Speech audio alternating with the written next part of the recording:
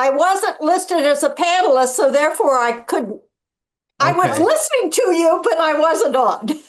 Okay. Well, thank you so much. Beverly's here. She's going to take over. I'm going to stay a while. I have to actually do a TV interview in 20 minutes. So I'm going to run to that. But thank everybody so much. And Beverly, it's always a pleasure to see you again. Oh, it's always good to see you, Michael. Someday we're going to have to get together in person again. Yeah. Yes, we will. Okay.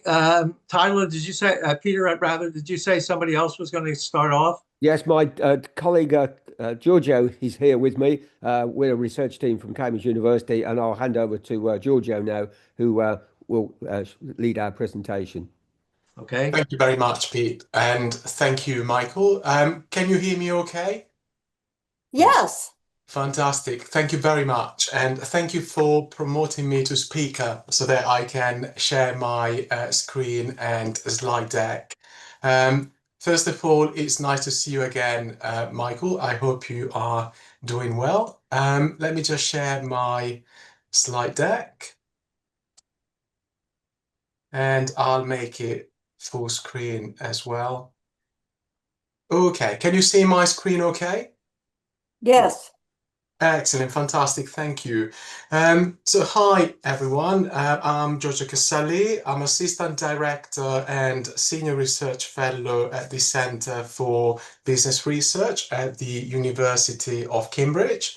First of all, I'd like to thank, also on behalf of Professor Peter Tyler, Dr. Anadi Al-Mubaraki for yet again inviting us to deliver this talk, and we are very happy to do that. So as you can see from the title, our presentation today is based on ongoing research that Professor Tyler and I have been doing together with Dr. Andy Koch, examining the Cambridge phenomenon, and I'll come back to that in a second, and in particular examining the evolving geography of its innovation system. So some of you may already be familiar with the concept of Cambridge phenomenon, which refers to the explosion of knowledge-intensive businesses in and around the city of Cambridge since the 1960s. So Cambridge has recently celebrated the 65th anniversary of the phenomenon, and Cambridge has now grown to be one of the leading science and high-tech clusters in the world. It is home to over 30 major science campuses, including the Cambridge Biomedical Campus, which is widely regarded as Europe's largest healthcare and medical research centre. And against this backdrop, what our research does, it seeks to establish the main factors that make for a successful innovation system like the Cambridge cluster. And in our presentation today, we'll examine the evolving geography of the Cambridge innovation system.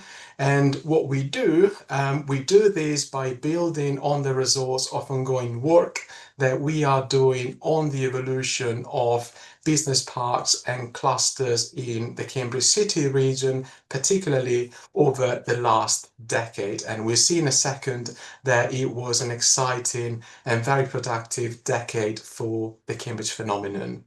So behind the Cambridge innovation ecosystem are four key systems containing the people, businesses and institutions that have come together in Cambridge to translate knowledge and ideas into outcomes that have benefited societal well-being while generating commercial success.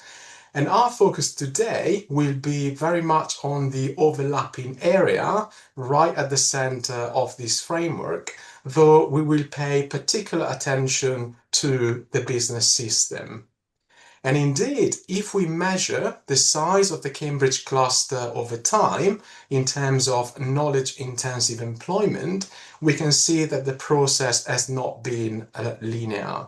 So there has been significant growth in employment from around the 1980s to the early 2000s, followed by a slowdown during the mid-2000s, caused primarily by a fall in high-tech and manufacturing.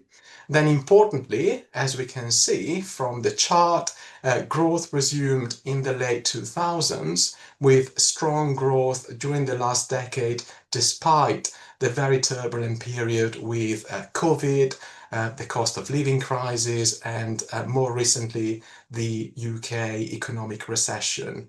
And that strong growth was very much driven by the two sectors that sit right at the heart of the Cambridge phenomenon, namely life sciences and ICT. So it is quite apparent that Cambridge and its innovation system still is a phenomenon, attracting renewed interest from the UK government. And the key example of this is the announcement made by the government very recently, just last month, of up to £400 million funding to, quote, kickstart development in Cambridge with affordable homes, infrastructure, and business expansion. So what has happened in Cambridge, a company called the Cambridge Growth Company has been established in 2024 as a subsidiary of Homes England, which is the UK government's housing and regeneration agency. And the aim, the task, if you like, of the Cambridge Growth Company is to address barriers to growth and help unlock Cambridge's full potential. And that is especially important if one think about the kind of role that Cambridge can play within the context of the Oxford to Cambridge growth corridor and UK PLC as a whole. So it follows that this kind of backdrop raises a number of very important research questions about the feasibility of scaling up the Cambridge phenomenon. And some of the key questions include, for example, is there an optimal size for a high-tech cluster? Is there an optimal spatial configuration for the cluster? For example, is it necessary that the development of the Cambridge cluster requires contiguous development in the manner expressed by the UK government, or is a more spatially devolved pattern of development that builds out from the existing science campuses configuration possible? Or a third question, is there an optimal sectoral composition for the cluster? So these are some of the questions that we think are very much worth addressing. And today we're going to share some of our emerging findings on these questions. And I'll start by looking at two figures, two maps that explore the size and spatial configuration of the business parks, clusters, and large companies in Cambridge by providing a snapshot at 2 points in time. This map is for 2016, the first year for which we have data on this. And then the next map is going to be for 2024, which is the latest year for which we've got data available. And what we do is we distinguish between life science clusters, the orange bubbles you see on the map, other knowledge-intensive KI intensive clusters, the blue bubbles, and less KI intensive clusters, which are the grey bubbles. And put simply, the evolution of these employment agglomerations can be assessed by quickly moving between the two maps. So if I just go back and forward a few times, you can see the kind of main changes that are happening over the past decade. So let me just unpack some of the key findings. So first of all, if we think about, is there an optimal size for a high-tech cluster, we can see that growth of these key employment locations has been really significant over time. But I'll come back to that in a second, and I'll talk about the potential for that growth going forward. But also, is there an optimal spatial configuration for the cluster? Well, what we can see from these couple of maps is that life science concentrations tend to be located to the south of the city. Other KI concentrations can be found in the city and around the northern fringes, and non-KI concentrations are more dispersed. Life science and other KI intensive clusters have also expanded much faster than less KI intensive ones, so they have been very much at the heart of the growth of the Cambridge phenomenon, and they appear to have benefited from improvements in transport infrastructure. And the sectoral specialism of some of these agglomerations has also changed quite importantly over time. For example, Cambridge Research Park on the northern fringes of the city, Lancaster Way Business Park further out to the northeast, have shifted from being less KI intensive to being other KI intensive. And the growing dominance of the knowledge-intensive parks has been helped by the emergence of a major park that I mentioned right at the beginning of our presentation, the Cambridge Biomedical Campus, as a major corporate employment location. So we have, in a way, some initial evidence that the size of the cluster has gone up significantly, but there is a lot of potential for that scale to increase even further. And also some initial evidence about what that kind of spatial configuration may be going forward. So I talked about science campuses, and what we need to say is that they are an important part of the innovative milieu of the Cambridge region. So just very briefly, their role extends far beyond the provision of floor space and associated facilities. They offer an attractive working environment, a range of facilities. Other benefits include access to specialized knowledge and equipment, the ability to recruit skilled employees, and so on. And what is quite important to mention when we talk about Cambridge and the Cambridge phenomenon is that the investment required has been secured from extensive public and increasingly charitable funding over a number of years. And here you can see some examples of these, and one of them, which Professor Tyler, myself, and other colleagues have studied quite a bit, is the Bagram Research Campus. And in our research, we find that science campuses and other clusters of employment have played a major role in the very fast growth of the Cambridge region. So what have we done about that? Well, we've been studying the evolution of business parks and clusters over the past decade. Again, particularly examining the way in which they have spread, especially in key parks and locations. And some of the key questions that we have addressed in our research, like the ones I have already mentioned, respond to strategic policy priorities for the future sustainable growth of the Cambridge economy. So here in this table is a summary of the kind of employment concentrations we've been looking at. So if we look at all forms of cluster in Cambridge in the latest year, 2024, we can see that together we're talking about over 150 clusters, and this is an area which is about 20 miles off the center of Cambridge. So it is not a very large area, but still we have identified over 150 clusters. Over 4,000 companies based there, and a total employment of more than 103,000. The table also shows the proportions accounted for by each type of cluster, highlighting the dominant role played in particular by business parks, 69% of employment and 79% in terms of number of companies. But I think the number that I find most compelling is Together, the 151 business parks, clusters, and large companies account for 47% of the total corporate employment in the Cambridge region. So put simply, about half of the corporate employment in Cambridge is located on these key employment agglomerations. And that figure has risen from 42% a decade ago.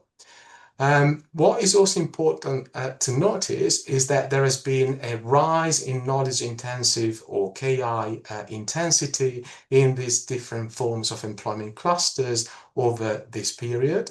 So for example, the percentage of cluster employment taken by the life sciences clusters has risen from 10% to 17%. And at the same time, the proportion of employment in other KI intensive clusters has risen from 30% to 38%. So overall, we're talking about a phenomenon, the Cambridge phenomenon, that has been intensified, the scale has increased even further, and therefore there are a lot of questions about to what extent can it be scaled further, how and what is the optimal size. Now, if we then think a bit more about what are the factors that have influenced the location of business parks and clusters, there are obviously many, and they range from suitable and affordable premises, good transport links, the kind of cachet of being in Cambridge in terms of image, reputation, opportunities.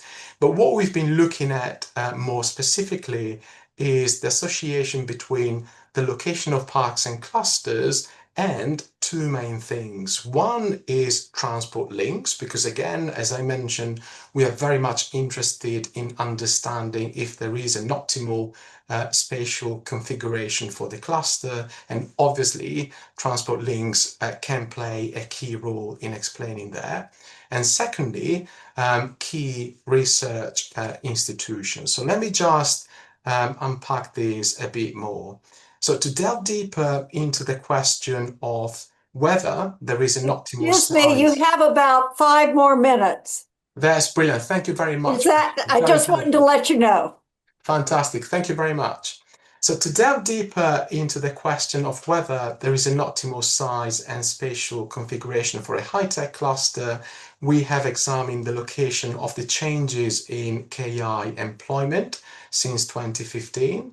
And here I think there are a couple of things that are worth highlighting. The first one, if we look at that big orange bubble right in the middle, that is the Cambridge Biomedical Campus, which is a massive addition in terms of employment to the scale of the high-tech cluster.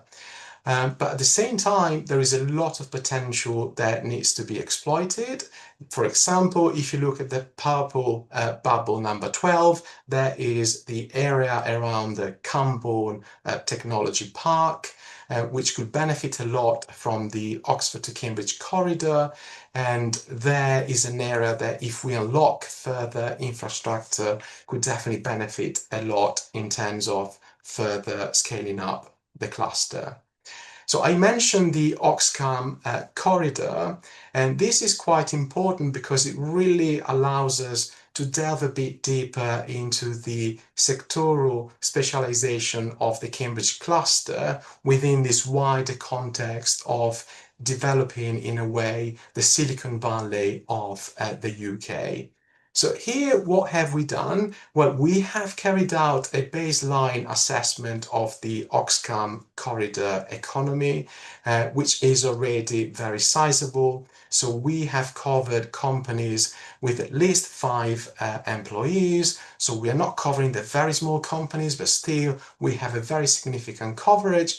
And as you can see from these numbers, if we take the area including Oxford, Milton Keynes, Stevenage, Cambridge, we are talking about a very significant corporate economy, almost 570,000 employment, 135 billion turnover. So the scale is already quite significant.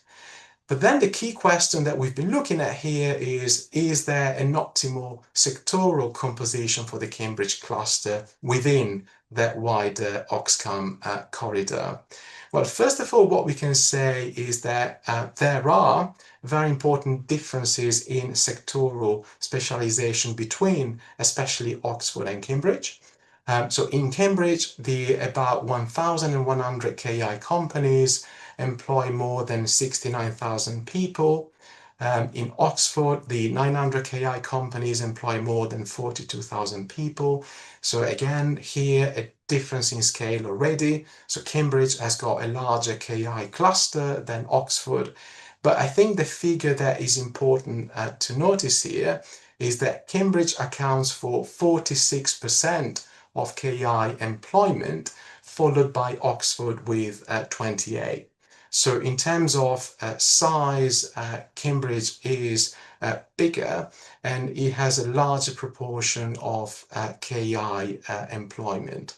And as I put in the last bullet point there, whilst life sciences and ICT dominate KI employment in Cambridge, Oxford is much more dominated by high-tech manufacturing. And if we then look, and this is my last slide, if we then look at a map of the larger KI business parks in the supercluster, we can further illustrate the scale and diversity of scientific and high-tech locations across the region. So the map shows a number of things. First of all, it reveals a strong life sciences focus of the business parks in Cambridge, where the orange bubbles for life sciences visually dominate the map.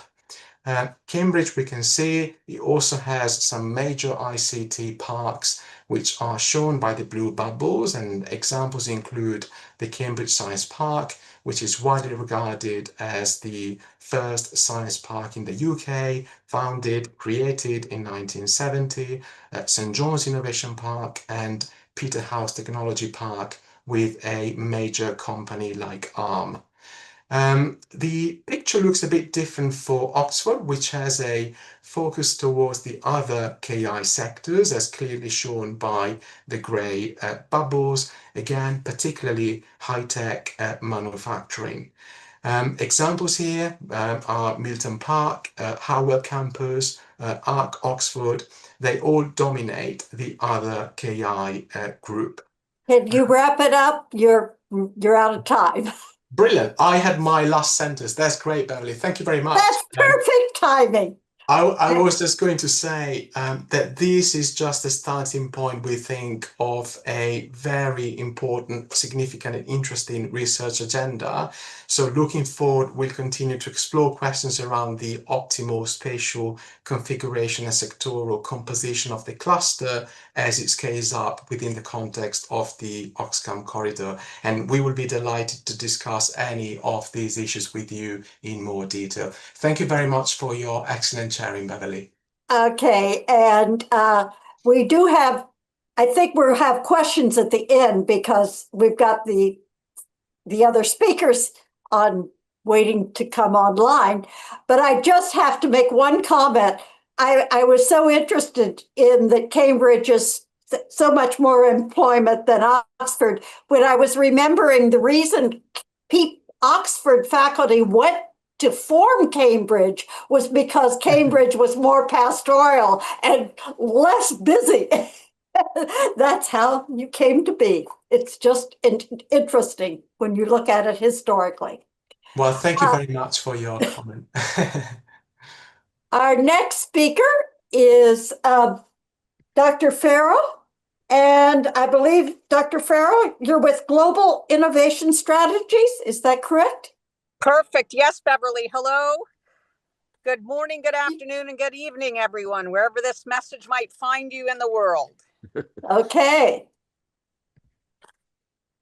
So yes, thank you so much. When people talk about innovation, they often picture invention, new gadgets, new code, and new startups. But real innovation is the kind that builds nations and sustains enterprise. Is not just about a product launch. It's ultimately a mindset. Innovation is the discipline of progress, and progress requires patience. It's not about chasing what's next, but more about building what endures. We're here today to explore how innovation, when treated as a long-term investment, becomes the engine that drives sustainable economic diversification and social resilience, especially in the AI era. The biggest myth in modern leadership is that innovation pays off immediately. But innovation behaves more like compound interest. Its power ultimately multiplies over time. Short-term thinkers might chase disruption, while our long-term innovators engineer for endurance. When we look at organizations that truly lead in this innovation area, from Siemens to Singapore and around our Middle East writ large, they don't lead innovation just as an experiment. They treat it as infrastructure. They invest, refine, learn, and scale again and again and again. The secret isn't only about speed to market or speed to government. It's ultimately one of stewardship.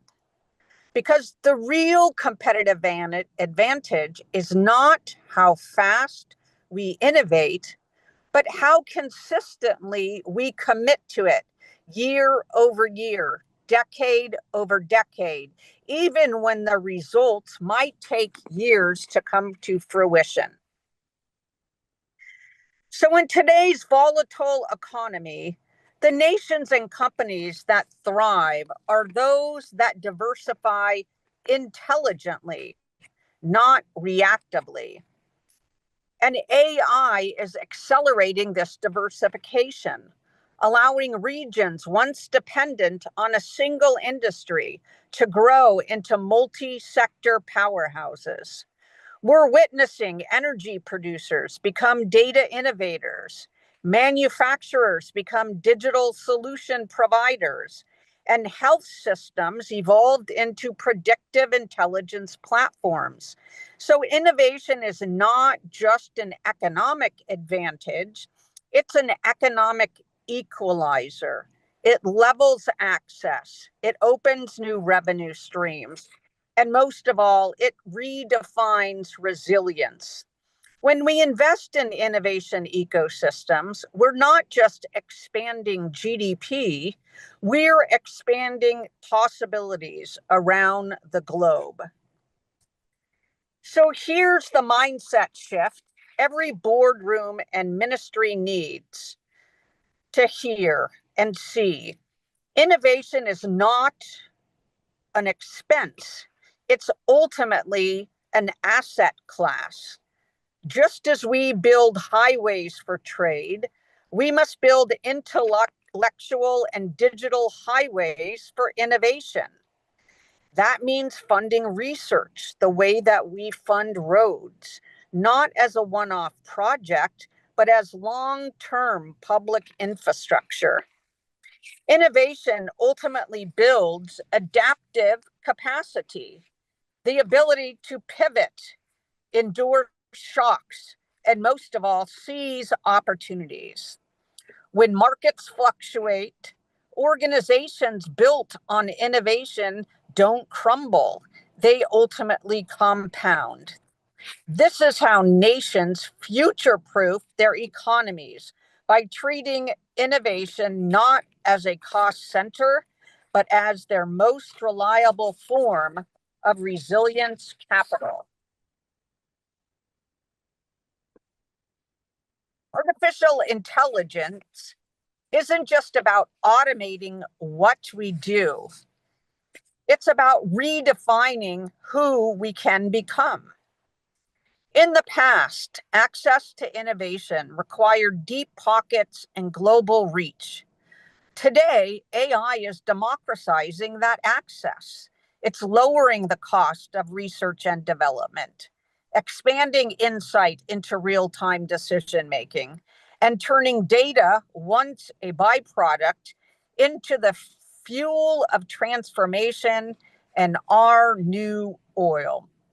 AI empowers emerging economies to leapfrog legacy stages of development.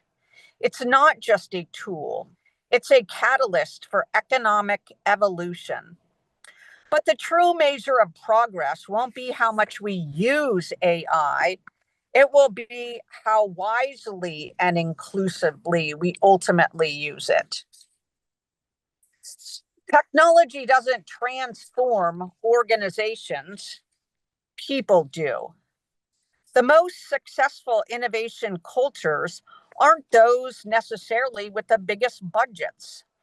They're the ones that know how to learn, experiment, and adapt best together.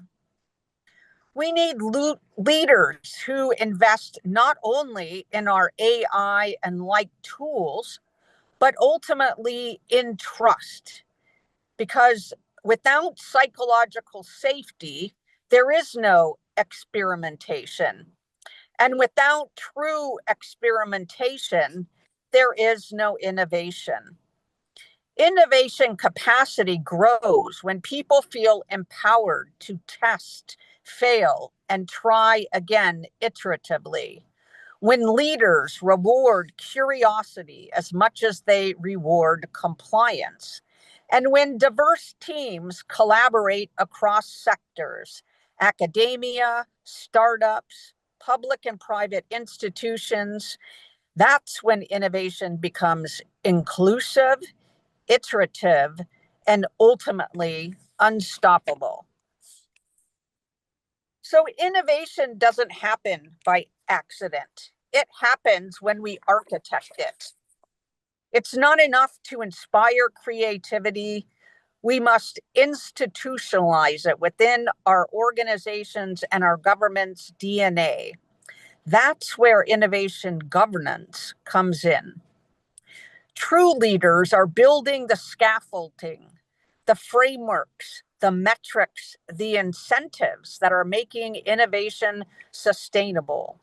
They establish centers of excellence, adopt standards like ISO 56000 family, and track metrics that measure learning velocity and value creation, not just output. Because culture without governance is ultimately chaos, and governance without culture is stagnation. So the future belongs to leaders who can balance both with courage and consistency. There's a false dichotomy out there that AI replaces creativity. But in reality, AI expands it.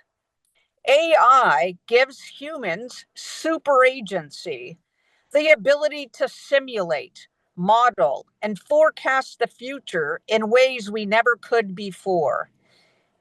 It has the ability to turn intuition into insights. And when people and machines collaborate, creativity compounds because AI can handle the complexity while humans handle the meaning. The leaders of tomorrow will be those who don't compete with AI, but rather collaborate with it. They'll understand that the most powerful intelligence is not artificial, but rather augmented. If anyone still doubts that sustained innovation pays off, let's look at the data behind the stories. Siemens didn't achieve 35% faster product rollouts because of one project. They did it because they built AI-enabled innovation governance. Microsoft didn't unlock $10 billion in new markets overnight. They invested in sustainability innovation hubs that compound ideas over years.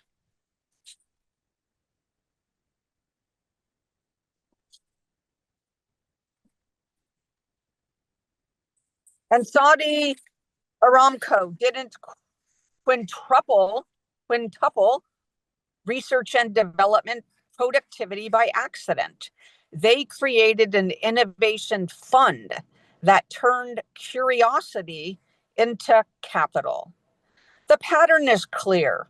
When innovation is a habit and not a headline, performance can compound exponentially, and legacies within governments, organizations, and geo-regions are built.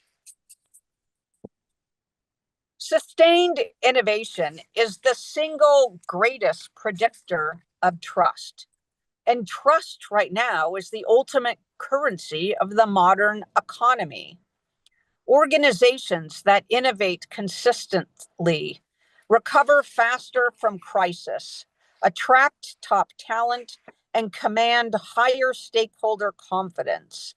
Innovation doesn't just build products, it builds super credibility. It turns brands into beacons of resilience. Reputations used to be built through marketing. Now they're built through momentum. Because when the world changes, the innovators are already halfway to the next horizon. So where do we begin? Well, first, we need to shift our mindset and treat innovation as a strategic reserve, not a seasonal initiative. Second, we need to align innovation to our mission purpose. Trends ultimately fade, but transformation, when deeply integrated into organization and government's DNA, endure. Third, we need to empower our ecosystems, create partnerships that transcend our silos across universities, entrepreneurs, public agencies, and investors, all collaborating on shared value creation. And finally, we need to measure what truly matters: inclusion, learning velocity, and resilience. Innovation is not the light at the end of the tunnel. It's ultimately the switch that turns it on. And every organization has the power to flip that switch. As we look ahead, remember this: every technological revolution at its core is a human revolution. Innovation is not just a business strategy, it's a moral choice to build, to uplift, and to leave the world better than we found it. AI gives us the most powerful tools in human history, but only we as humans can ultimately decide how they're used. We can build organizations globally that just chase profits, or ones that deeply cultivate purpose and make the world a better place. We can build systems that serve markets, or we can build integrated solutions globally that ultimately serve our humanity. Let's choose both, because sustainability and success are no longer opposite.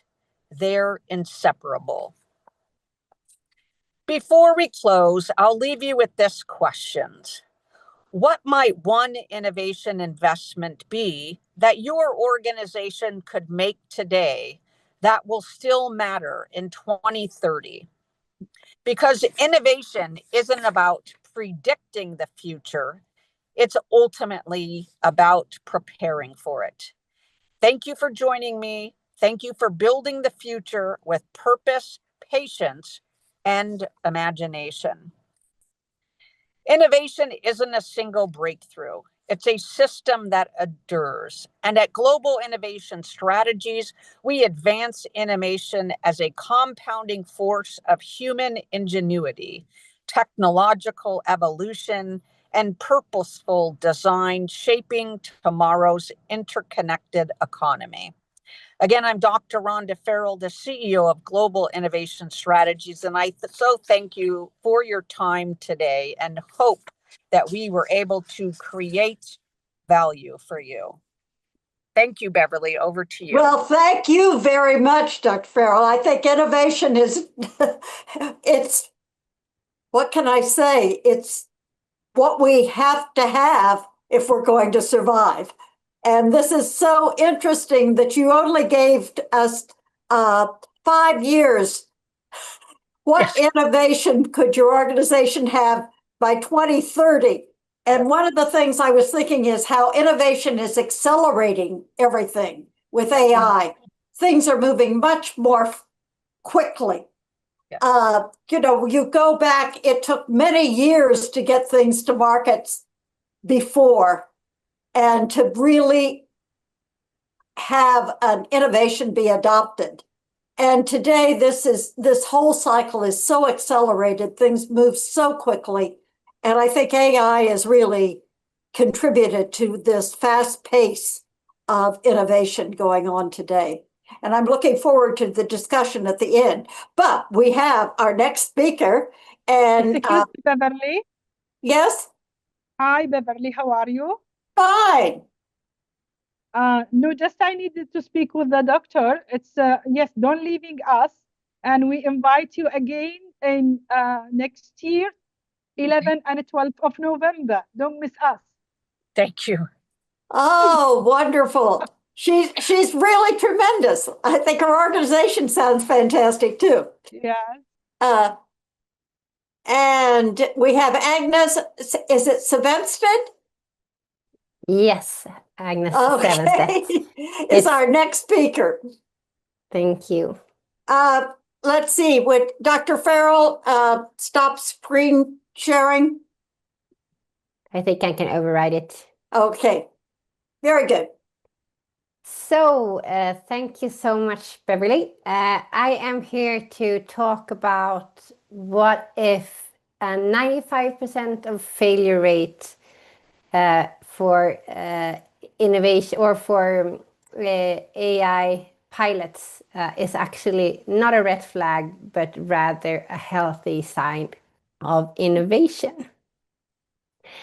And I am Agnes Sevenstedt. I am a consultant in Stockholm, Sweden, and my background is in media. I've been working full-time with innovation since 2008 when I became head of innovation at the largest media company in Sweden, Aftonbladet. So it was on the cusp of digital transformation when we had a turnover of 2.1 billion per year, and 1.8 of those came from the daily paper. We had a daily circulation of 500,000 copies for the daily paper, which is huge for a country of Sweden's tiny size. But when we did looking into the future and see what this digital transformation, that wasn't even a word back then, but of course that will happen. What that would mean to us, we projected that maybe we would have 100,000 copies per day in a few years. So what were we going to do? Were we going to just fire 75% of people and become a small company? Or was there something that we potentially could do with this new ability of actually consuming media online? Could that be also a new source of income? And by 2011, we were the first media company in the world where profits from digital were bigger than profits from paper, and we were growing year by year until that. So super successful story, very, very painful on the inside. But that's not what I'm going to talk about today, but I'm going to talk about that we are actually in this new area where we have this enormous shift. That we are digital today gives us a potential to use AI, as Dr. Farrell was talking about. When Dr. Hanadi asked me to speak in August, she reached out, and this is the only thing that my LinkedIn all posts on LinkedIn was about was this new MIT Nanda study that actually 95% of all AI pilots fail. And what they say that it's I believe a lot of you have read the report, but for background, it says that 95% of all AI pilots fail to deliver return on investment. And of course, they have a lot of learnings, and they also point out it's wonderful. I mean, it's the perfectly well done study that we can learn a lot about or learn a lot from. But it's the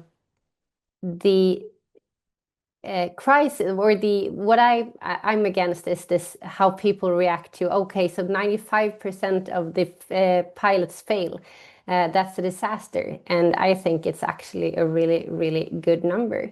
Because what I want us to remember is that when something major like this happens, like digital transformation happens, and now when AI transformation happens, business as usual is not an option.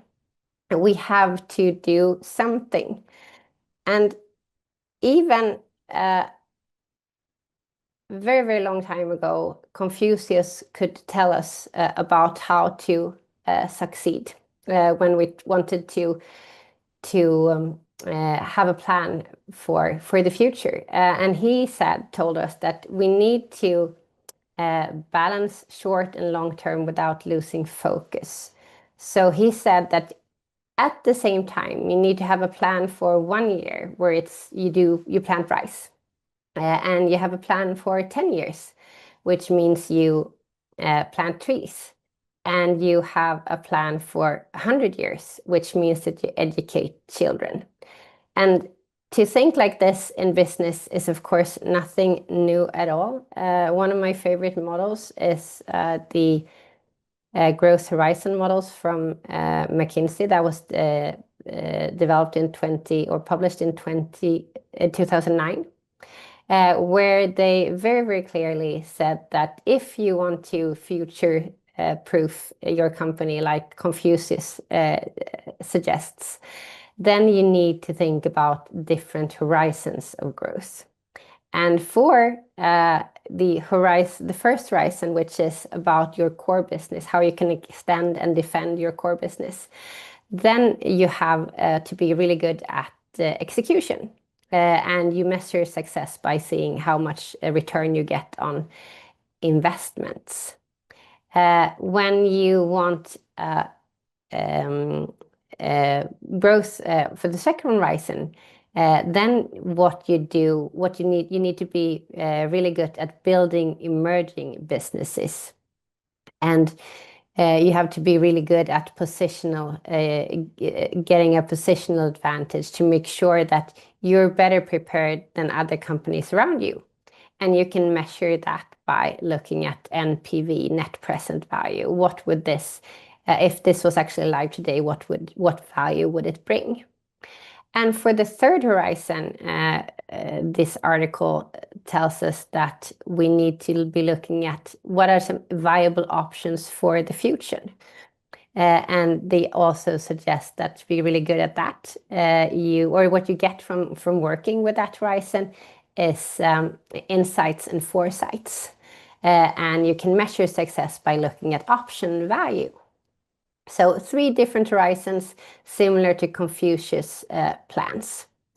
And looking at those 3 horizons, I mean, it's really easy to see that in this article, when they say that 95% of the pilots fail, they look at, do they actually deliver ROI?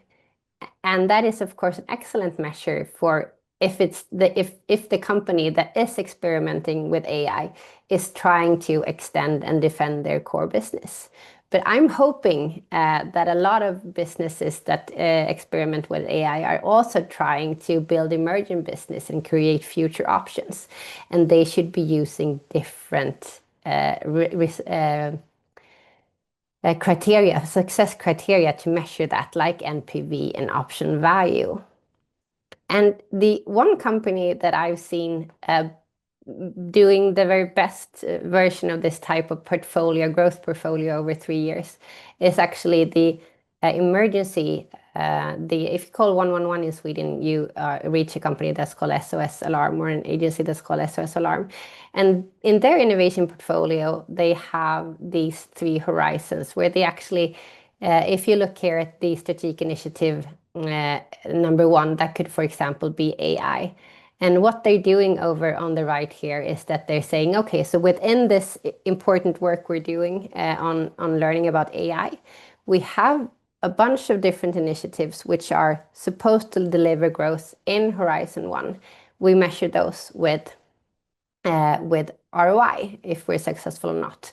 They do have a few, as it looks right now, they don't have anything in Horizon 2.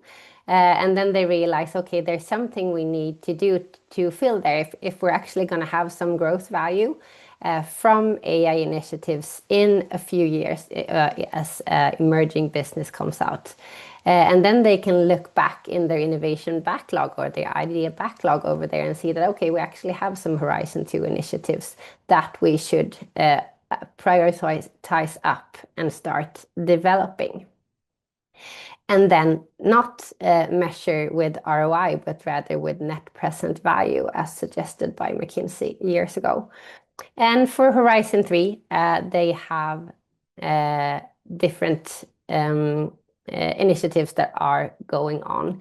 That is actually within AI, this is how they're going to create value in the long run. Mainly what they're looking for, insight and foresight by doing those types of experiments. So that's the key to success. And of course, you work in very, very different ways, depending on if you're doing something and you're running a pilot that's supposed to bring value in Horizon 1, or if you're running a pilot that's supposed to bring value a few years on.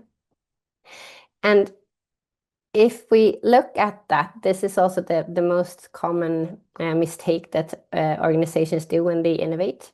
And that is, it's super hard. We're trained from school to know if an idea is good or not when we're dealing with business as usual, with the first horizon, with core business. And we can call that area strategic certainty, and we can call new turf, like AI, applying AI is a strategic uncertainty. Because even if we're working in our core business, this is something we have not done before. And the business as usual, the strategic certainty team in a company, they're set up to do everything over and over again in a repetitive mode, like a tanker, while really pilot boat is actually what those boats in front there are called. And the purpose of those are not to do the same task over and over again. They operate totally differently. And they should also usually be assessed not by looking at ROI, which would be a good success criteria for the freight tanker, but net present value or another success criteria for what type of learning they're actually bringing back to the commander bridge of the company. So for knowing if an idea is good or not when you're in business as usual, then you can do as you were taught in school. You look at a lot of data of who's done something similar and how much did that cost, and then you analyze that. Okay, how much would that cost for us? And you look at how much value could we do when we've done similar things, how much value did we get out, and then you can do a prognosis. Okay, so this is probably how much value we're going to bring from this one. But the problem when you're in new turf, as strategic uncertainty is, you have no data. You have to instead know if an idea is good or not by setting up hypotheses and running experiment to see if those hypotheses are true until you have enough data. I mean, you run the experiment, you look at the data, and you see this strengthen or make our hypothesis weaker or not. And you do that, collect more and more data until you have enough data to actually be able to do analysis and prognosis based on that. And then you have moved your project from strategic uncertainty to strategic certainty. And you have, if it was a Horizon 1 initiative, then ROI might be an excellent metric. But for Horizon 2 and Horizon 3 initiatives, you should have another success criteria. So how do you set up one of those successful AI experiments instead, and make sure that you're happy about the failure? Well, there are 4 things you need to do. The first thing you need to do is to make sure that you have a clear hypothesis of what it is that you are trying to learn from this pilot. The second thing is to make sure that you have really fast execution in your experimentation, so that it doesn't cost enormous amounts of money while you're doing your pilot, but rather can be fast and have those learning cycles when you collect more and more data, return data faster. The third thing you need to do well is make sure that whatever learning you get out is measurable, so that you don't only look for ROI, but rather other measurable things that you can get out of your pilot. And the fourth thing is you've got to have clear kill criteria, so that you can, instead of being panic-stricken when you have to say that, okay, this little pilot that I'm running, it's actually going to be one of the 95% that fail. But instead it's like, okay, now we reached all our kill criteria. Wow, we can be happy and say, yes, we are one of the 95% who will not reach this criteria. Wonderful. Then our entire team can focus on something else. And be faster at finding what really is one of those few 5% that deliver what you are looking for. So thank you so much for hosting me here today. And you find me on LinkedIn if you want to keep the conversation going even after the conference. Well, thank you very much. Very, very nicely done. Very nicely done. We will have full discussions a little bit later. Let's see. Jeffrey Frankel is here, I see. And you are the former president and CEO of International Economic Development Council. I'm very impressed. So I look forward to hearing your comments on innovation. Well, thank you very much. You know, it's a good thing that Hannity and I did not talk before this presentation, because she probably would have said, no, you can't say that. I'm going to take a different view of some of the rah-rahing I've been hearing during the time I've been in this session. And I did a little research. There are Luddites, there are technophobes, there are techno-skeptics, and there are neo-Luddites. And I actually may fall into the neo-Luddite category, at least based on my presentation today. Because what I'm going to talk about is some of the, and I'm going to look at this from a US perspective. I'm not going to try to look at the rest of the world and make any conclusions on what's going on there. But I am going to talk about what we're starting to see here in the United States. just as an aside, and I'm not going to go into this particular issue very deeply, we are now starting to see, as somebody may have mentioned earlier in the conference, a bunch of the large data centers being rejected in community after community across the country. Why are we seeing that? And we're seeing that for two reasons. There is certainly some environmental pushback towards the amount of energy they use, the amount of space they use, and we are creating data center slums in a lot of our big suburbs. There was a large fight in the Prince George's County area, which is outside of Washington, D.C., recently over tax breaks that some data centers were wanting. Second, we're starting to see the increase in electrical costs, energy costs, because these data centers are competing for what electrical generation is out there and is causing a fair amount of increase.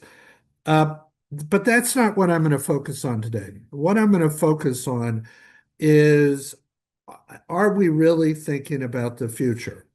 Now, certainly from an innovation perspective, we've heard some, the future is AI, the world's going to be much better. We're going to be faster, swifter, and everything's going to be good. But what happens to the employees? What happens to our human capital? And that is what I think we, as a country, as a society, as a global economy, we have not necessarily put our heads around it.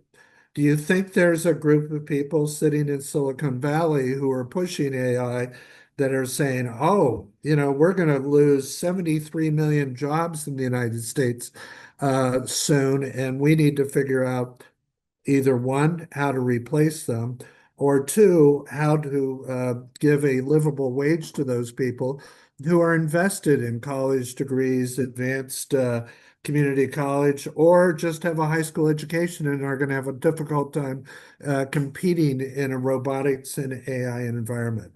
That is what I'm going to spend a few minutes talking about here today. There are 3 or 4 studies that are being thrown around. Global Sachs says by 2030 there are going to be 300 million people across the globe unemployed. There's another study going around that says there will be 73 million U.S. jobs lost in the next 5 years as well.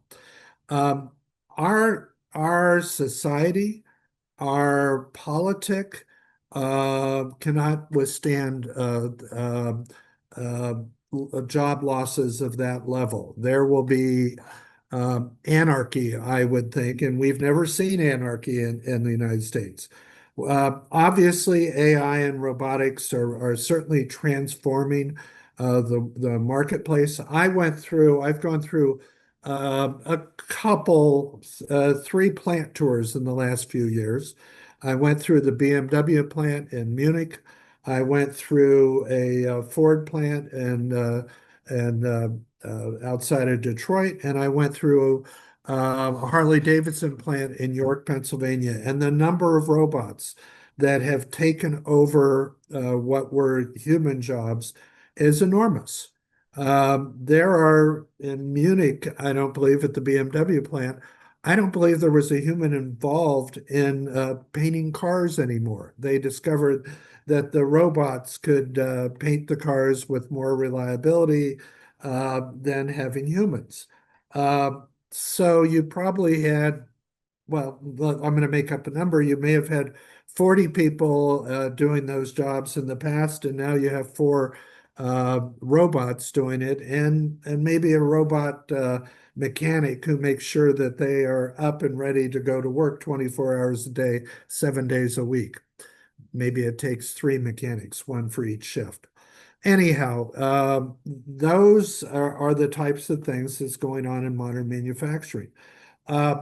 it's my understanding, for instance, that Amazon has a world-class um, warehouse operation, I believe it's in Alabama, that has very few employees. Most of the work is being done by robotics.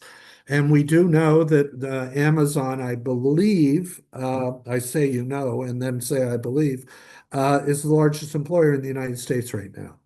And they're trying to get those numbers down substantially through both robotics and AI. What happens to those people as we go through them? Artificial intelligence is already transforming industries. We had a large strike in Los Angeles from the people who work in the television and movie industry. They're worried about script writing, they're worried about screen setting, and they just look at AI as causing a great loss of jobs in the creative industries. And who would have thought that the creative industries would be one of the early ones that would be really worrying about the loss of jobs because of AI?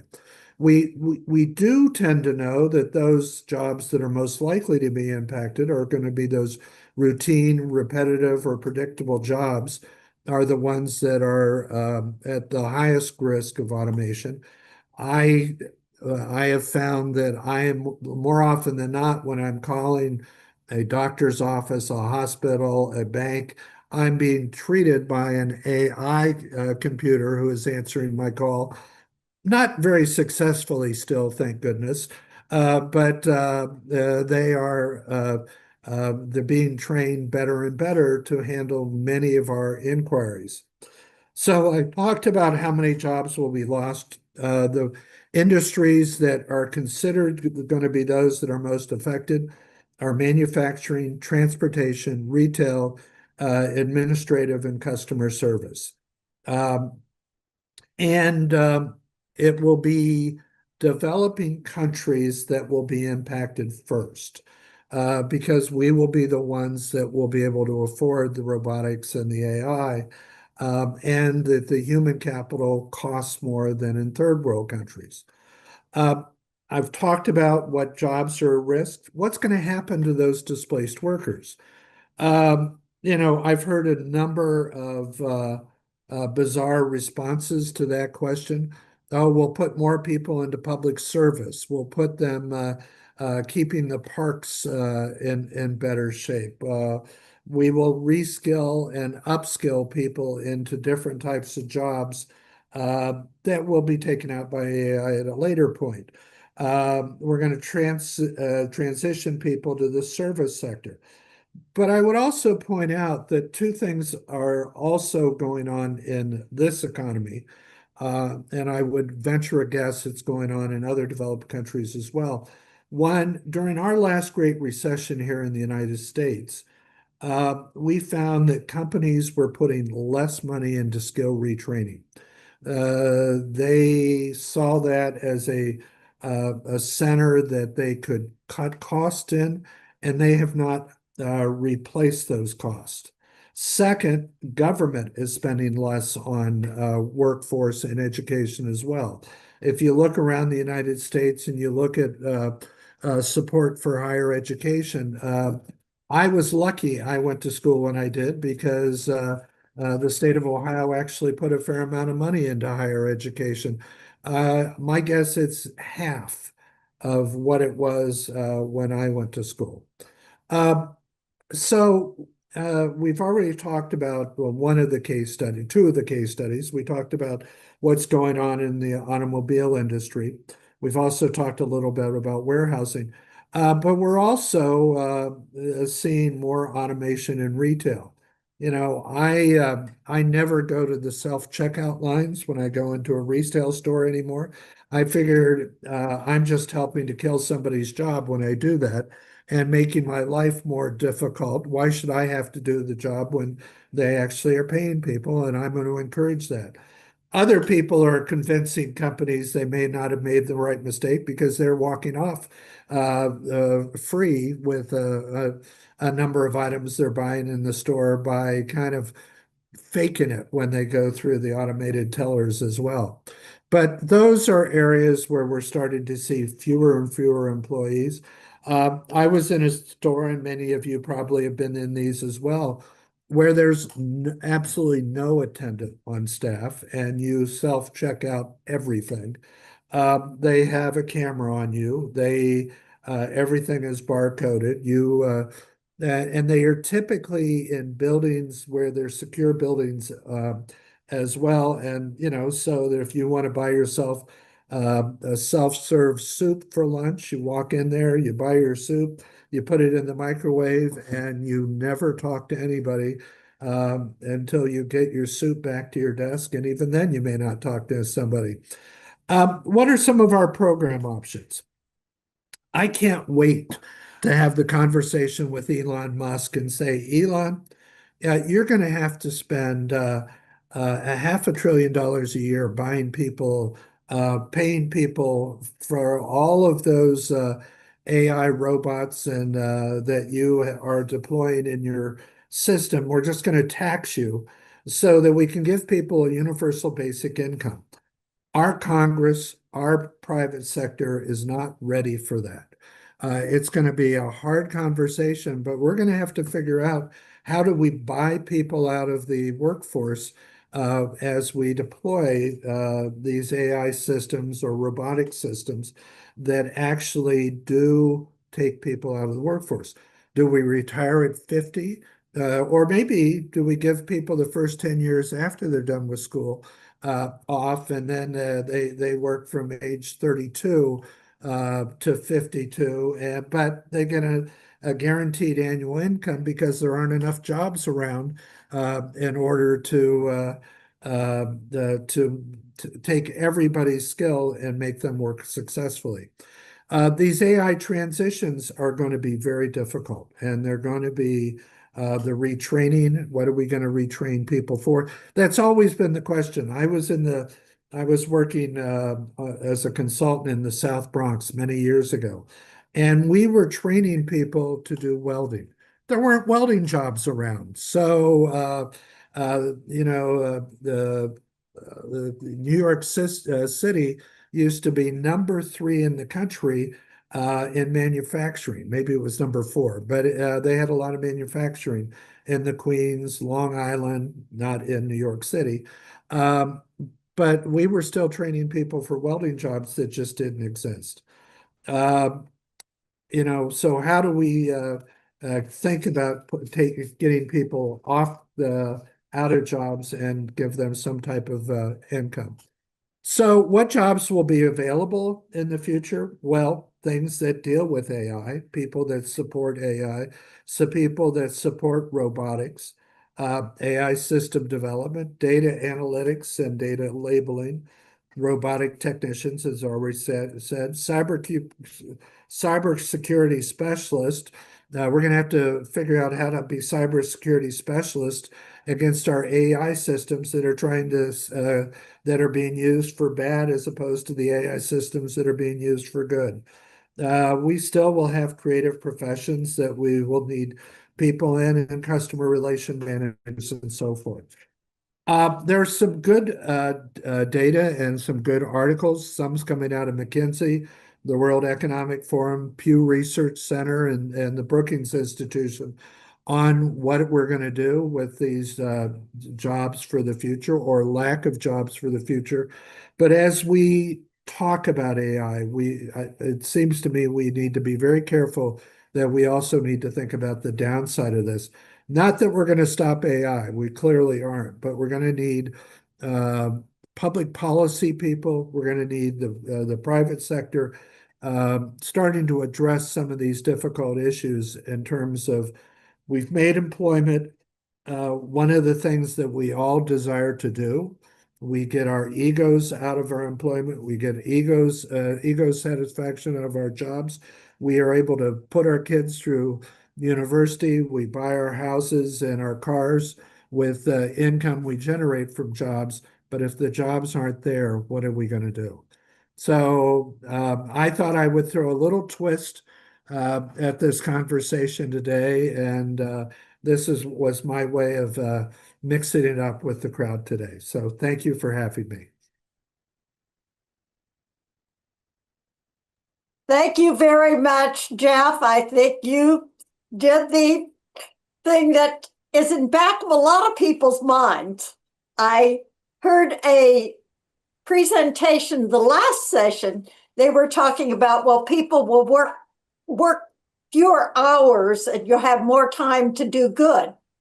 Well, yeah, but that's one of the things is the question is that going to really work as well as many people anticipate? And that guaranteed income, if you can't find a job, I don't know how you're going to handle that and the mass of people that may be out of jobs, because we're talking about a vast number of people that may be put out of jobs by AI.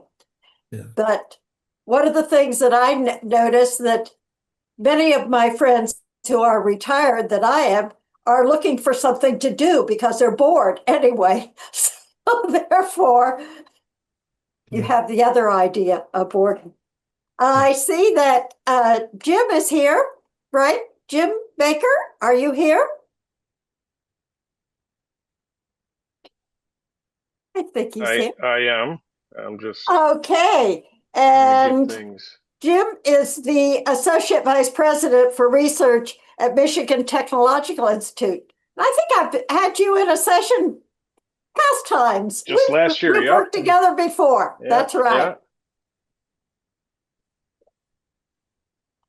So did you hear the last one that sort of said the downside of AI? I'm curious. Yeah, I caught the back end of Jeff's presentation, and we are definitely in some interesting times for sure. Okay. That I'm personally a fan of the universal basic income. Think that will address a lot of issues, but it's not that simple for sure.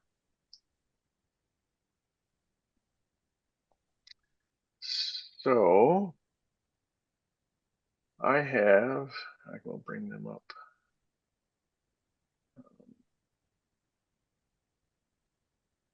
A few slides, and this will take a bit of a turn. I want to take a moment to talk about some experiences we've had at Michigan Tech and throughout the state of Michigan in financing early stage ventures. And I'll start with, I'm sure everybody's quite familiar with the classic valley of death for startups. We start with an idea or concept, and then we have some enthusiasm, there's some public support, there's the ability to support from friends and family. But as the losses accrue, support is difficult to find until you get to a point of venture capital and banks. And there are a number of classical challenges in this that, in particular, on the left side of the continuum, there can be a misalignment of need, opportunity, and access, particularly on the friends and family side. Not all entrepreneurs have the capacity to bootstrap, so the system bias towards those that have the means to bootstrap and have the friends and family that can support their bootstrapping. And that's even a larger challenge in the spaces of hard tech and deep tech, or just in general physical products where a lot of our work is done. As we move towards the center of the continuum, we wind up with capacity limitation. There's only so many angels. There's only so many grant dollars, similar to the universal basic income challenge. Right? Where are the dollars going to come from? And then at the early stages, how do we really do diligence and how do we vet companies? It's really hard to predict success when there's very limited data. We have a prototype, maybe we have a beta, but we don't really know where the scale is going. On the far side of the continuum, venture capitalists are in the risk business, but they're very averse to risk, and rightly so. Banks as well. That their job is to maintain the principal of their investors, of their shareholders, and grow that at an acceptable rate.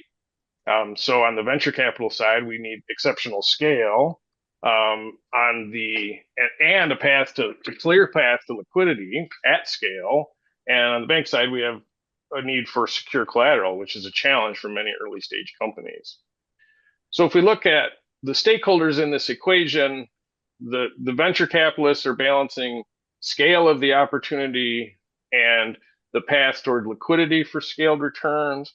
There's a lot of those in the venture community right now that are struggling with a liquidity challenge. They have lots of funds leveraged out, companies that have high valuations but have no liquidity. Of course, banks have more modest returns, so they have to be much more risk averse and manage that risk of loss against those modest returns. Companies with founders that are bootstrapping or using friends and family dollars, the path forward is difficult to predict. So any of those have to accept the risk of a total loss and really have to focus on achievement of milestones to maintain valuation. There's really a capacity issue with grants, accelerators, and angels. Again, it's very difficult to measure the probability of success, including scalability at this valley of death stage. And there's just not enough money to go around. Founders have a couple challenges. They really need the networks of the connections as much or more than in many instances than the dollars that come from the investment community. And they need to begin to manage the equity as a financial asset. That is, if I put my retirement in an account for the purpose of growing, and I just need to grow the balance. So equity should be treated the same way. I need to grow the balance, not the number of shares, but the total portfolio value. And we see a lot of founders that focus on proportional ownership and number of shares versus total value of the shares. And they need to really embrace total value. Yeah. Jim, didn't you say you had some slides? I do. Are they not showing up? They aren't showing up. That's why. Oh, sorry. Yeah, now you should be able to see them. I'm sorry. He said he had slides. Yep. So we'll go back very quickly. This will make a little more, be a little more meaningful and a little less boring, at least with the slides. So here's the Valley of Death. Yeah, and here are the challenges on the left and right side of the valley, if you will. Capacity challenges and model challenges, if you will, risk aversion being the most notable. So looking at the stakeholders, we have lots of interests along the continuum. And so this is all to set the stage for a discussion about some of the things that we're doing with a new fund that we've been operating for about 16 months here in Michigan. And we look at funding more strategically.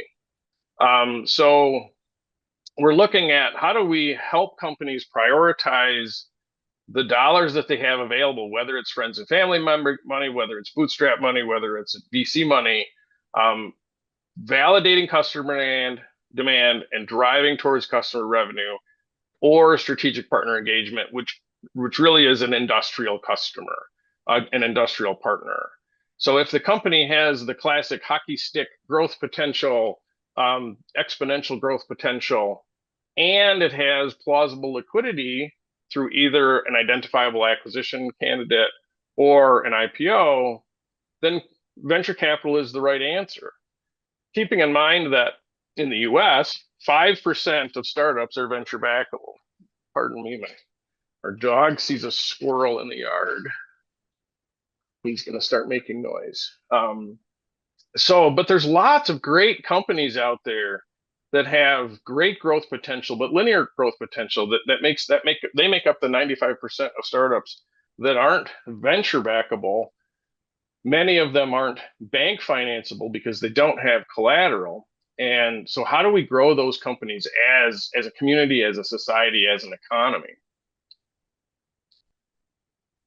And so we, in Michigan, about in February of 2014, launched the Michigan Outdoor Innovation Fund. So it's a very sector-focused fund. It's a pre-seed stage fund, nonprofit fund, and it has a combined economic development mission. And the idea is to make return-based investments in order to sustain the fund evergreen. We want to be able to have this fund as a nonprofit investment entity perpetually. We have a very narrow thesis. companies within the state of Michigan with high growth potential, developing technologies for commercialization that increase the enjoyment, accessibility, safety, and sustainability of outdoor experiences. The Upper Peninsula of Michigan is a very remote area, and we have a lot of areas for for outdoor experiences. And so we're trying to get the leverage of, we're going to enable technology to increase all of these elements of outdoor experiences. We'll get the double benefit. We will grow companies and we'll grow experiences. As a fund, our primary mission is to be very transparent, be very efficient, and we don't want to waste the founders' time. Our mission is to serve the founders and make money doing it. So we were established in February of 2024. We have $5.6 million capital under management. So it's a small fund, pre-seed fund, but fairly small fund. We make relatively small early bets, and we double down based on milestone achievement. At the early stage, the achievement of milestones is critical to maintaining valuation. We are using conventional instruments for early stage, simple agreement for future equity or SAFE and convertible debt. But we have begun to experiment with revenue-based instruments where we provide a grace period for the founders. We want the founders to make a living. We want them to grow their income. We want to grow regional wealth. But when they hit a revenue threshold, they are going to pay us a proportion of their revenue. This allows them to retain their early cash, to grow the business, and maintaining focus on customer revenue. They're going to pay themselves with customer revenue, and then after they've paid themselves with customer revenue, they're going to pay us. That allows the fund to achieve much earlier liquidity than we find with conventional venture funds, and it allows the founders to maintain equity, especially for these linear growth companies that aren't going to scale sufficient for exit. So since February 24, we have had a great track record. We've seen, surprisingly, even though our investment thesis is exceptionally narrow, we've seen solid deal flow. We've made 32 investments in 14 months in 21 companies, deployed 2.8 million, and we have another 850 companies in late diligence, 6 new companies and 5 follow-on investments. The 6 out of 21 is wrong. The 76% is right. I'm not sure where the 6. It must be 16. There must be a digit missing there. 16 out of the 21 companies have been founded or led by underserved founders, and this is a challenge on that continuum with the friends and family money and with the bootstrap money. Underserved founders tend to have fewer means, and so it's important to provide early stage help for them to get them out of that challenge they have. 62% of the companies we've invested in are in geographically disadvantaged areas. To the economic development mission of our fund, 43% of our funds have founders from outside of the state of Michigan. We're a small fund. We make small bets, so they're not coming here for our money. They're coming here for the ecosystem that we engage them with. They're coming here for the opportunities and networks that we provide. We have put 10% of the portfolio in alternative instruments. So I'm an advocate for these alternative instruments, but I'm also clear that it's not the only way to build a sustainable and evergreen fund. So we have achieved substantial job creation, 121 jobs created in 14 months, 25 million roughly in follow-on funding on our 2.8 million in total investments made to date, 32 million. So we are motivating our companies, our portfolio companies, to drive towards customer revenue, and these alternative instruments push that. And as a result, based on our push as their lead investor and in the connections we make to them through the ecosystem, our portfolio has generated 32.5 million in operating revenue, sales revenue. To the fund's interest, our alternative interests, we have we're almost even on 3 months in one of our alternative instruments. So we were going to reinvest that capital very quickly. Rather than waiting 3, 5, 7 years for a liquidity event, we're getting some cash back quickly that we can reinvest. The founders are not giving up shares for that cash. And so this blended approach allows us to serve the interests of founders and serve the interests of the fund at the same time. We have, in the first 17 months of operation, as of the end of last month, our total IRR is 14.4%. In the venture community, we're seeing an average of 20 to 30% internal rate of return. We're 17 months in and have already achieved a 14.4% on a very early stage economic development based fund. So we're finding these instruments adding significant value to our portfolio. Just some examples of the early wins. We had a company that we invested in April on a pre-seed bridge under a safe, so not one of these novel instruments. They just recently, with the momentum they were able to build with the syndicate that we helped them put together, closed a round that resulted in a 41% increase in their valuation in just 6 months. So connect them with the network, put early dollars in, focus on milestones, focus on customer engagement, get quick returns. We also have an off-grid electrical vehicle charging and connectivity infrastructure startup. They're building canopies that you can park your EV in a very remote, if you're driving your EV in a very remote location, there's limited charging capacity. You can charge your EV, you can connect to the internet, all off-grid. That we have made modest investments in them that have led to landing the state of Georgia in the United States for sale with 30 units. And they'll have $6 million revenue in 2025. This company is 2 years old, and they're projected $20 million in 2026. We did fund them with a number of these alternative instruments, and they're paying us back cash immediately on those sales. We have an electric recreational vehicle startup, Campers.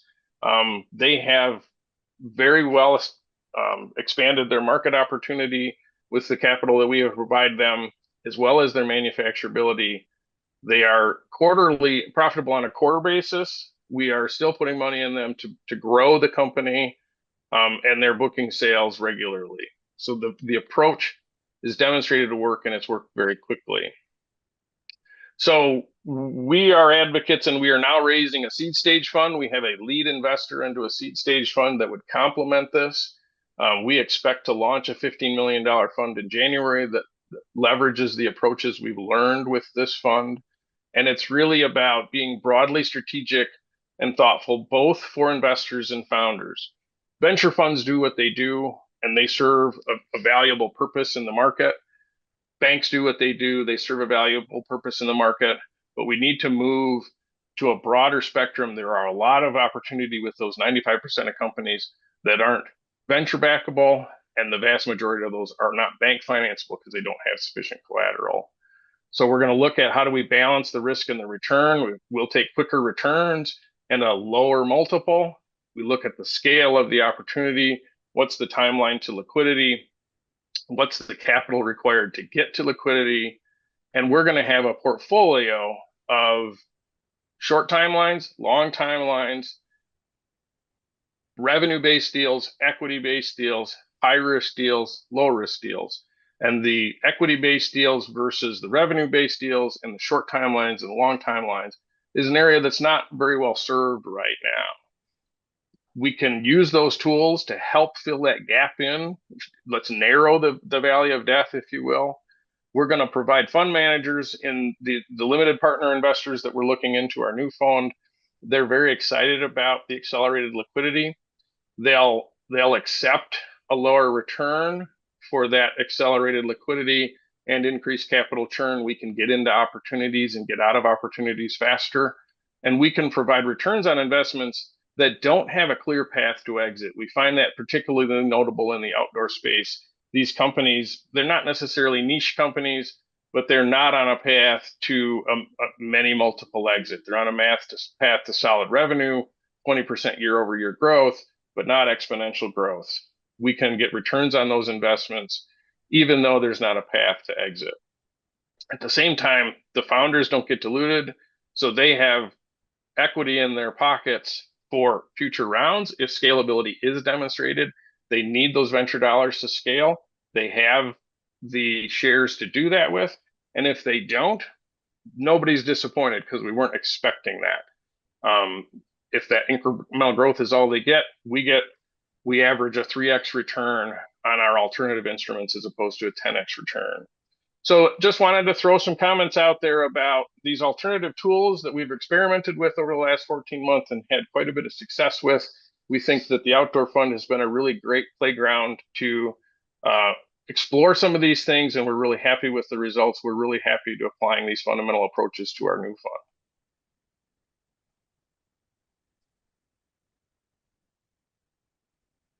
Jim, I have a couple of questions.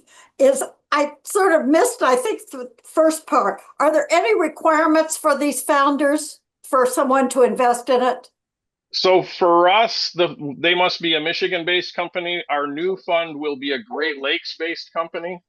So we do have a geographical focus because we're leveraging some economic development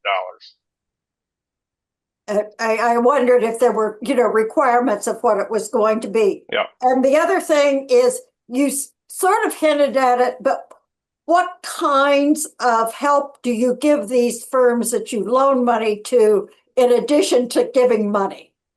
What kinds of help is available to them? The biggest thing we provide is connections to network partners and particularly supply chain partners.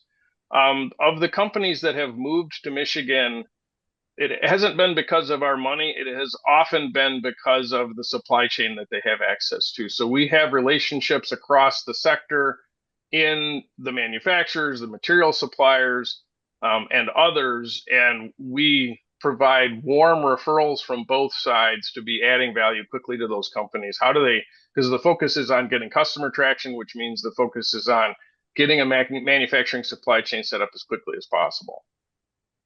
Okay. Now I would like to open it up to anyone who would like to ask questions of any of the presenters that you heard.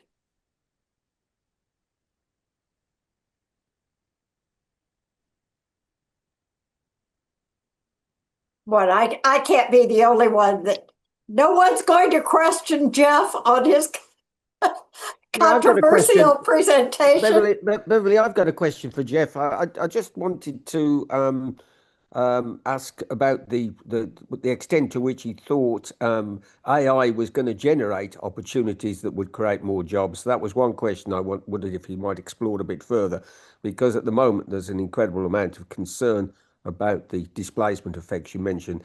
And for Jim, just coming back to the last presentation, I wasn't clear, Jim, is the money that's going into this fund, is it from source, the initial startup money, was it from the university's funds itself, or is it just acting, is the university acting as an intermediary, or is it out to play altogether?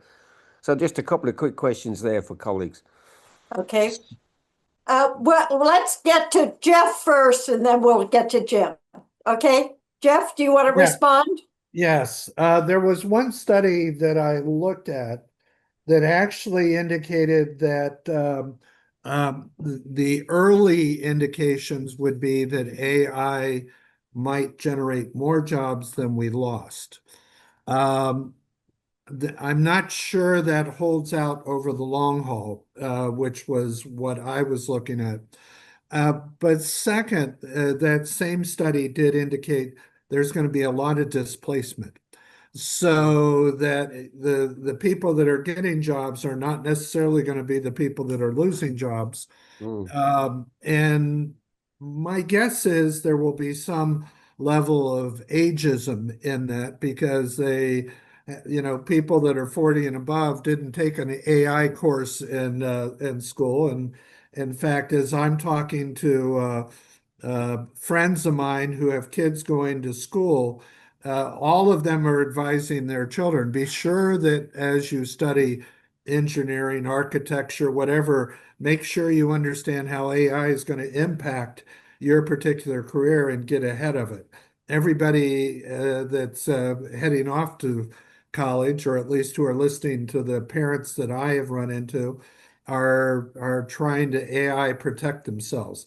But for the 40 plus and maybe even younger than that, many of them don't even know what the initials AI stand for, let alone have figured out what it might do to their job or their career at this point.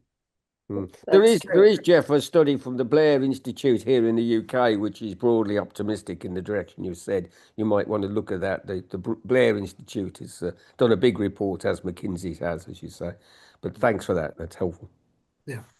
Okay, and Jim, So the first fund that we have, the $5.6 million outdoor fund, is funded solely by the Michigan Economic Development Corporation.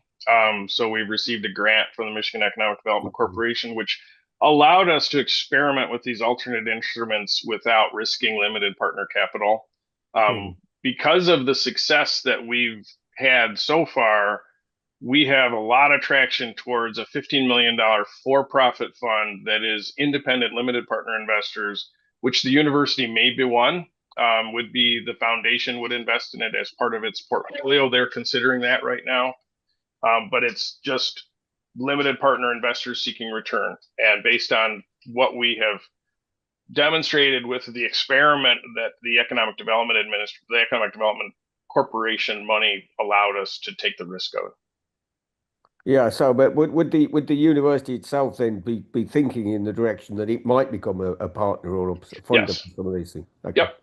That's interesting. Yeah, they're seriously considering adding this to the portfolio of the university's endowment. Thank you. yeah, very good. Hmm. I had a comment I wanted to take on, well, the Peter and Georgia, was it? Because you were focused on clusters, and I'm really struck by this because I'm a firm believer in Michael Porter's The Benefits of Having Clusters. I firmly believe it because I believe there's a synergistic effect when you have multiple firms and you have employees having coffee together that from different firms, they exchange ideas. And how do you think that is going to play out in the future? Yeah, Pete, do you want to go ahead first? And then I can add a few things. Because that's a great question, Beverly. Thank you. Yeah. I mean, I think in many ways there's an enormous amount of interest in the extent to which the interactions across the boundaries of the Venn diagram that Giorgio presented. I mean, we spend a lot of time studying those boundaries to see how permeable they've become, because we're very much convinced of the importance of these interactions, the tacit knowledge sharing that, of course, is underpinning so much of this thinking. I have to say, Beverly, one of the biggest problems with using the word cluster these days is that nobody knows anymore what it means.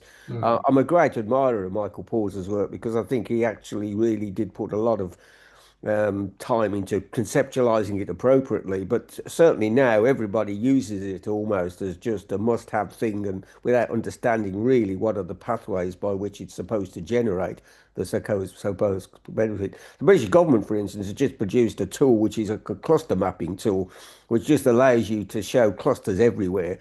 And it's just become it's become very difficult to know quite what is the shall we say the actual theory of change behind what's making the cluster work. But I think we here do see that the interactions between the players in the Cambridge context, particularly as it relates to both the knowledge-based assets of the university, but also the collegiate system here, they are absolutely fundamental in generating the outcomes that we are currently seeing. And what we're interested in is the British government wants to scale up Cambridge. It wants to make it the size of Boston. And so therefore, in that sense, we're very keen to understand how much you can, as it were, maintain the access that Giorgio referred to, but also within the existing geography that is so precious here because of protecting the environment and everything else. Yeah, I think the point I would add, I mean, I think Pete said it all already, but again, thank you for that question, Beverly, because we do occasionally find ourselves having to justify why in 2025 it is still worth looking at clusters. And obviously, when you study Cambridge, when you study Oxford, there are very good reasons to do that. If you may be looking at other economies in other areas of the UK, that may not be. still very valid. But I think back to your question, the point I will make is, so Pete, myself and other colleagues, we've been surveying people on the ground. So we've been surveying companies, their employees, and asking basically what do they benefit from being on a high-tech cluster like Cambridge. And definitely a key finding that from my point of view kind of came up even stronger than I had anticipated is in terms of the benefits that people working here gain from being part of a high-tech cluster in terms of future job opportunities. So if you are basically, so say that your company is not going well and it may be sold to another, it has to close down, whatever, then it's quite easy for somebody working here to move on and find something else still in the area. So in a way, it's quite easy to get employment if something doesn't go quite well. And what we have found also is a lot of, so people working in the high-tech cluster in Cambridge are highly embedded into the ecosystem. So a lot of people think Cambridge is dominated by boffins coming from other countries and kind of not mingling with residents or whatever. That's actually not true. And we have found that a lot of the people working here are strongly embedded in Cambridge. They want to stay here. They have had already another employment in Cambridge in the past. So I think going forward, these are all reasons for being optimistic alongside what Pete has highlighted already. And of course, during COVID, there were questions about are the benefits of clustering still being, are they going to be very strong still going forward or not? In a world where maybe people will be working from home most of the time. But I think what we can say is that things kind of went back more or less to where they used to be before COVID, because we shouldn't forget that Cambridge is very much a life sciences cluster where people need to be in the lab, at least many of them. But thank you again for that question, because I think it's spot on. Okay, yes, Agnes. And I have to make a parallel between that cluster discussion and Jeff's angle. I mean, what is it? I mean, as AIs get smarter and smarter, we humans, we need to be wiser and wiser. And I mean, what are how do you leverage on being a human? Well, one part is, of course, using empathy, and another part is interacting with other humans. Of course, a cluster is a great way to make sure that you actually are in contact with other humans. In an increasingly AI-powered world, I think also, I mean, facilitating human interaction as a cluster does is really worthwhile.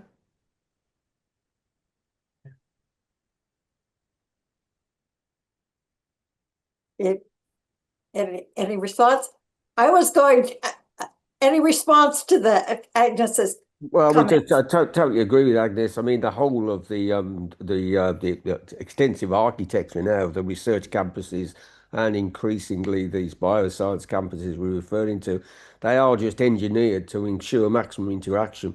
The AstraZeneca building, which is now been established on the biomedical campus, which I think has now cost something like £1.4 billion, believe it or not.